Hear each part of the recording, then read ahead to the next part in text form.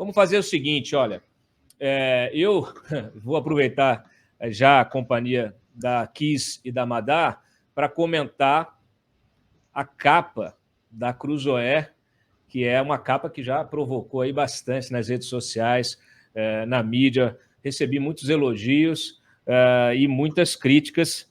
Muitas críticas não, o pessoal do PT ficou um pouquinho chateado, mas, no geral, a capa ela cumpriu o seu papel, que é chamar atenção para a reportagem que está dentro da revista. É uma reportagem que ela se debruça, né, sobre esse primeiro mês de governo Lula, um presidente que foi eleito fazendo aí uma campanha pelo amor, né, sem ressentimentos. Ele que saiu da cadeia depois de 580 dias, lá no longínquo já 8 de novembro de 2019, saiu da cadeia, né, e veio com essa conversinha fiada, no final das contas, de que ele faria um governo do amor. E, na verdade, o que a gente vê é um governo de ódio, é um governo de ressentimento, é um governo de vingança. Está aí o L de vingança. Está na tela, né? Porque aqui atrás de mim está aí na tela de vocês estão assistindo o L de vingança, a reportagem que é assinada por mim, pelo Duda Teixeira, que já está conosco ali na tela. Boa noite, Duda, bem-vindo. Boa noite, Madeleine. Oi, boa noite, Duda, tudo bom? Tudo bem. Bom, essa capa é isso aí, um mês de Lula, e aquele Lulinha paz e amor a gente não viu, né? Foi só o Lulinha guerra e ódio, né? Deixa eu só ajeitar aqui. Ele foi para cima de todo mundo, né? De todo mundo que ele acha que é responsável aí pela prisão dele. Isso vai desde a imprensa, o mercado, os rivais políticos. Ele tem atacado muito o Bolsonaro. E, enfim, como parte da imprensa, estamos só aguardando aí o que vem, né? Porque parece que já tem montado aí um exército para começar a atirar contra a gente, né? Sem dúvida nenhuma. O Duda, você chegou atrasado, você não deu boa noite para a Kiss. Boa noite, Kiss. Tudo bem por aí? Estou aparecendo na tela, né, Duda? Quem que está controlando esses cortes aqui? É o Matheus? Meu pai eterno. O Freitas, vamos lá, Freitas. Me ajuda, Freitas. Oi, Duda, tudo bem? Oi, Duda, tudo bem você? Avisa para o Matheus que ele vai voltar a servir água e café, hein? A gente está dando a chance aqui para as pessoas crescerem profissionalmente, né? O menino chegou aqui como office boy, aí hoje já é editor de vídeo, né? Mas aí ele hoje está a semana toda muito preocupado, acho que ele brigou com a namorada. Então, assim, vamos lá, Matheus, vamos lá. Voltando para a reportagem aqui da capa da revista Cruzoé. Bom, a revista também é assinada pelo Caio Matos, né, essa matéria de capa, por mim, pelo Duda e pelo Caio Matos, e ela traz justamente esses detalhes fala o seguinte, Matheus, eu vou olhar para aquela câmera do meio aqui, que aí você abre tudo para que está presente conosco aqui. E aí essa reportagem ela traz justamente um diagnóstico desse primeiro mês de governo. Bastou um mês para entender para onde vai esse governo. Então, é um presidente que destila ódio contra a imprensa, contra o mercado, né? E o mercado aqui inclui não só o pessoal da Bolsa, né? Mas assim, o empresariado, os industriais, vamos dizer assim, quem faz a economia se mover. Então, foram vários os pronunciamentos públicos do Lula contra o mercado, contra empresários, atacando, inclusive, a política econômica. Até ontem mesmo, a gente estava fechando a reportagem aqui e o Lula já foi atacar o Banco Central.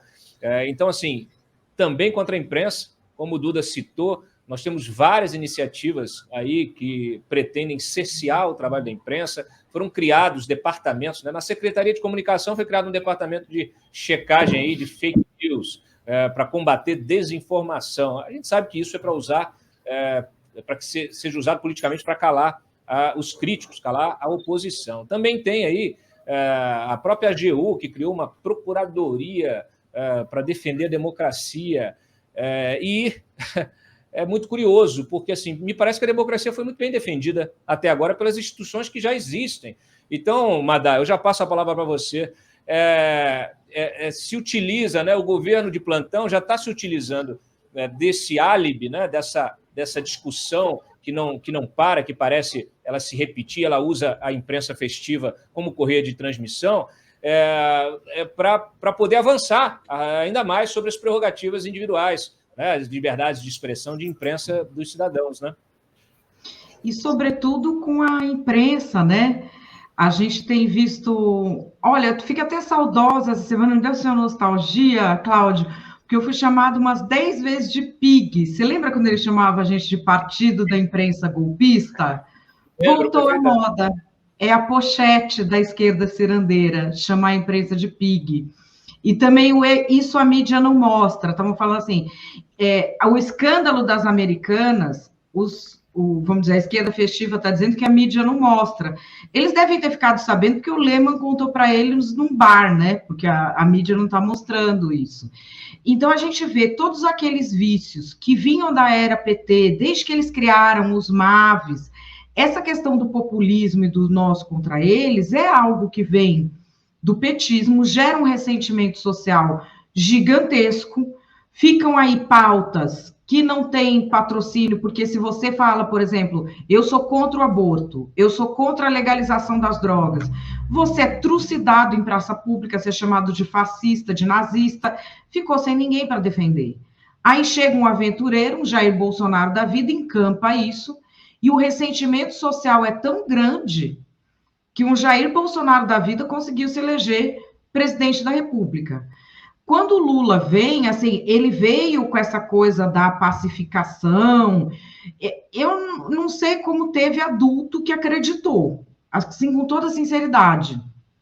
Eu respeito pessoas que têm uma ojeriza tal ao governo Bolsonaro, que até fizeram campanha para o Lula. O cara falava, olha, eu voto em qualquer coisa, até no Lula eu voto para tirar o Bolsonaro. Isso eu entendo. O que eu não entendo é terem acreditado no discurso da pacificação, que nunca foi a forma de governar do PT. Terem acreditado na frente ampla, que nunca foi a forma de governar do PT. O Lula está no poder por uma unha, né? Quase nada. E por falta de opção. Quem votou nele, a maioria votou por falta de opção. E ele governa como se o PT fosse hegemônico. E vai ressuscitando todas aquelas coisas que o PT já tinha contra a imprensa, essas hordas deles agora, que ficam xingando mulher, ameaçando de morte, já está tudo. Humorista eles estão ameaçando de morte também, e essas hordas de internet, né?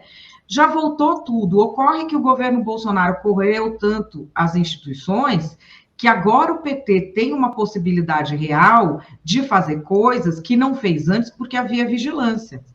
A grande questão é que agora você tem, vamos dizer, um clima de que tudo que é contra o Lula é extrema-direita. Essa narrativa vai se impondo, inclusive, em alguns setores da imprensa, e com isso o PT consegue ter concordância para avançar pautas autoritárias que ele não tinha, nem em setores da esquerda mesmo, da imprensa de esquerda mesmo, durante os governos anteriores. Então, assim, esse é um risco que a gente corre. E o PT, assim, ao contrário do Jair Bolsonaro, que é um incompetente de carteirinha, o PT é competente. Eles sabem fazer isso. E eles estão colocando em movimento. E se não houver resistência, eles vão realizar. É simples assim. Sem dúvida. Kiss, você, hoje até você fez uma entrevista mais cedo no teu programa. Por favor, comente.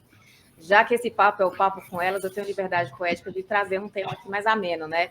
O Lula é escorpiano, né? Então, obviamente, ele traz aí uma dose de rancor, de ressentimento para esses discursos dele, né, Madar? Concorda comigo? Então, assim... eu não sei, eu não entendo nada de signo, mas eu finjo super bem. Eu descobri hoje que aqui se faz até mapa astral, tá bom? Então, assim, jornalistas... Eu não entendo nada, gente. Eu só entendo a história do escorpião e do sapo que eu tava lembrando. É isso, gente. Quis ser o sapo? Quis catar o escorpião nas costas? Troféu joinha para você. As pessoas deram cheque em branco, ele tá descontando, Ele tá descontando o cheque em branco que ele ganhou. O escorpiano, ele é aquele signo que se ressente, de fato. Ele pode até fingir, por um determinado momento, que está tudo certo, que está tudo bem resolvido, que ele está super bem com aquela situação. Mas, no fundo, hora ou outra, o ressentimento e a mágoa vai aparecer. A gente sabe que o Lula está mais velho, está mais sofrido, mas isso não quer dizer que ele está mais sábio, né? Ele passou por uns maus bocados e todo o discurso dele, ele repete essa mesma frase do ressentido, do injustiçado, que ele sofreu, que na verdade ele sofreu uma injustiça.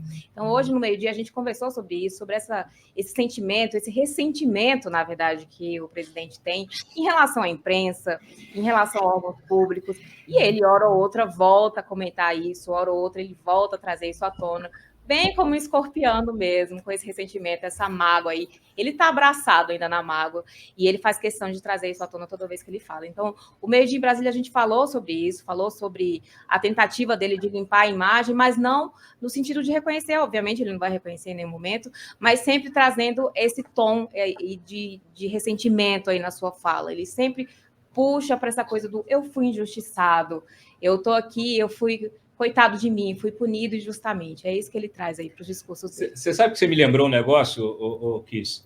Eu, uma vez conversando com uma pessoa, não vou nem identificar aqui o sexo para não passar recibo, ninguém ficar indo atrás de perseguição, mas assim, eu conversando com uma pessoa que em algum momento assessorou o Lula, e é muito curioso que depois que essa pessoa saiu ali daquele núcleo de convívio, ela parece que despertou, porque ela diz que ele é convicto de que ele é inocente, ele é convicto de que ele está do lado certo da história, e ele faz as pessoas, ele tem uma capacidade de convencer quem está do lado dele a acreditar no que ele está dizendo, né? É muito curioso, é como assim, o Bolsonaro acredita... né, que, sei lá, foi traído, que roubaram a eleição dele, né? Ele tem as convicções dele, que ele parece que, né, inclusive até nessa história do Duval, que a gente vai tratar hoje, em algum momento eles falam que ele estava ali, ele teria ficado absolutamente decepcionado com o resultado eleitoral, porque ele tinha crença dele. Então, esses caras são muito curiosos, porque eles têm realmente crenças e acreditam que ele é. E cria essa áurea em torno dele, as pessoas passam a acreditar, aquilo vira uma onda, né? E todo mundo fica acreditando. Então, é igual nesse caso do Lula, tem a Janja, né? Eu até brinquei ali no texto da revista, falando assim, que a Janja podia ser do PCO, porque ela está à esquerda da esquerda, ela é extrema esquerda, e ela está carregando o Lula para essa extrema esquerda, que o Lula nunca foi isso, né? O Lula, no primeiro mandato lá, o Lulinha Paz e Amor, foi um cara super pragmático. Foi um sindicalista, como ele sempre foi, que era negociando ali os interesses do patronato com os interesses dos trabalhadores, satisfazendo ambos, né? Então, mas agora a consciência é de que ele agora precisa se vingar também desse mercado, né? Dessa elite econômica que, na verdade, só permitiu, na cabeça deles, que ele ascendesse ao poder na versão moderada, né? E que a Dilma, quando radicalizou, foi expulsa. Por isso eles reconstroem a história e tentam narrar a história de uma outra maneira, dizendo agora que foi golpe, que não sei o quê. Marcília, ainda sobre essa questão que nos afeta aí, né? Como o governo, como as instituições e aí como a imprensa também está lidando com todas essas iniciativas que pretendem calar a própria imprensa, pretendem amordaçar a própria imprensa. A gente está vivendo um momento de início de um governo em que uma imprensa que se colocou de um lado do espectro político, ela em vez de voltar para o centro, voltar para o equilíbrio e fazer o seu papel fiscalizador, você falou sobre isso essa semana num dos seus vídeos, ela simplesmente ela continua fazendo campanha, né? Continua alimentando o monstro que vai devorá-la. Boa tarde, Dantas. Pô, tô aqui no meio de feras e de ídolos. Madeleine, Kiss, Duda. Boa tarde para todo mundo. Prazerzaço estar aqui com vocês. Eu fiquei vendo a Madeleine falar do sapo e do escorpião. Eu fiquei lembrando que eu também tinha o apelido Sapo Barbudo. falavam que o Lula era o sapo barbudo, né? Olha só, sapo e escorpião ao mesmo tempo, joga tênis sozinho.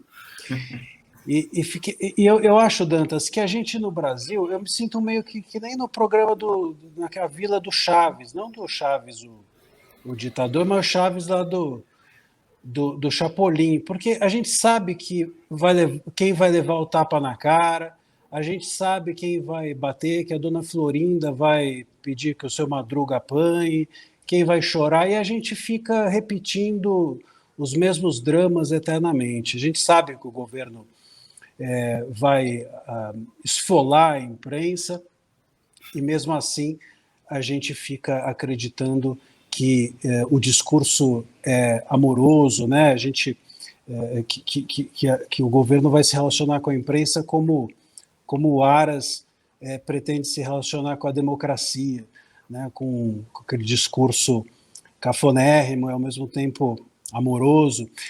O que eu vejo é que a repetição do que sempre houve, todos os governos odeiam a imprensa. Eu só não consigo entender por que a imprensa ama os governos, ou porque alguns jornalistas não desconfiam de discursos amorosos em relação à imprensa. Isso não é exclusivo, claro, do governo Lula, mas o governo Lula já mostrou, a que veio da outra vez, na sua postura autoritária. O autoritarismo está para além do PT e para além do Lula, mas, sem dúvida alguma, está também introjetado em muitos dos setores do PT e muitos dos setores representados pelo Lula. A gente tem em um mês de governo, eu não sei, nem sei quantas vezes eu não me manifestei sobre coisas diferentes a respeito dos perigos da liberdade de expressão. É a Procuradoria da Verdade, regular a mídia em 100 dias, em um mês de governo. A gente não teve mais do que isso, e mesmo nesse pequeno interregno de 30 dias, as medidas foram diversas e absolutamente severas, rígidas. A postura é uma postura que parece que a gente vai ter 4 anos de uma tentativa de fazer com que o jornalismo livre, ou pelo menos a manifestação ampla, seja de alguma forma controlada. Isso é muito ruim mesmo, porque no Brasil a gente já não tem ninguém que leia, né? E ainda os que escrevem são regulados e censurados, aí fica difícil. Dúvida. O Duda, ainda sobre a capa, o Lula também está aí voltando as suas baterias, as suas armas para a caserna, né? A caserna que teve aí uma contaminação bolsonarista.